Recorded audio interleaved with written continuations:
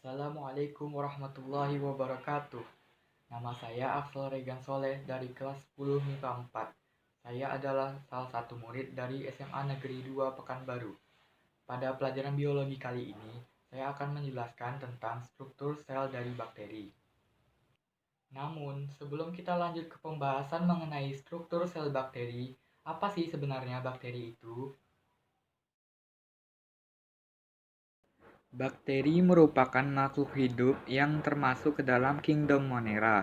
Ciri-ciri umumnya adalah memiliki satu sel atau uniseluler, tidak memiliki membran pada inti sel atau prokariot, dan dapat diamati dengan mikroskop cahaya.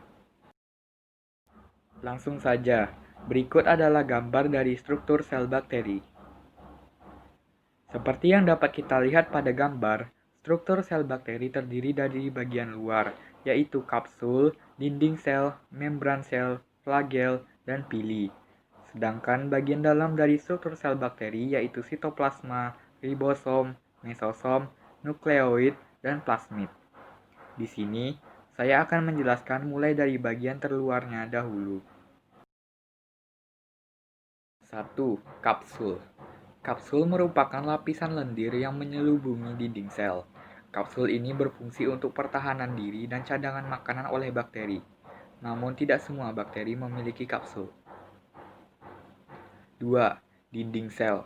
Dinding sel ini tersusun dari peptidoglikan, yaitu sejenis polisakarida yang berikatan dengan protein. Fungsi dinding sel yaitu memberi bentuk dan perlindungan terhadap sel bakteri. Yang ketiga, membran sel atau membran plasma. Membran sel merupakan selaput yang membungkus sitoplasma beserta isinya. Membran sel ini tersusun atas lapisan lipoprotein yang bersifat semi-permeabel. Fungsi membran sel adalah untuk mengatur keluar masuknya zat-zat di dalam sel dan sebagai tempat pelekatan pangkal flagellum. Selanjutnya, flagellum atau flagel berfungsi sebagai alat gerak dari sel bakteri, namun tidak semua bakteri mempunyai flagel ini.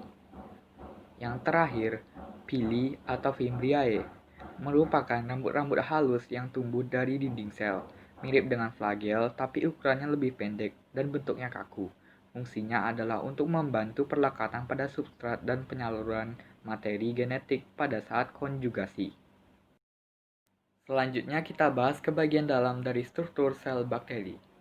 Yang pertama ada sitoplasma. Sitoplasma merupakan cairan yang bersifat koloid dan berisi semua molekul ataupun zat yang diperlukan dalam proses metabolisme untuk menunjang kehidupan sel.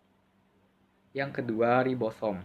Ribosom ini merupakan organel sel yang berfungsi untuk sintesis protein dan terdapat di dalam sitoplasma. Selanjutnya yang ketiga yaitu mesosom. Mesosom merupakan daerah membran sitoplasma yang mengalami pelipatan.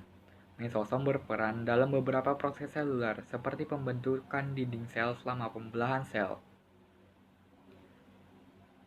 4. Nukleoid.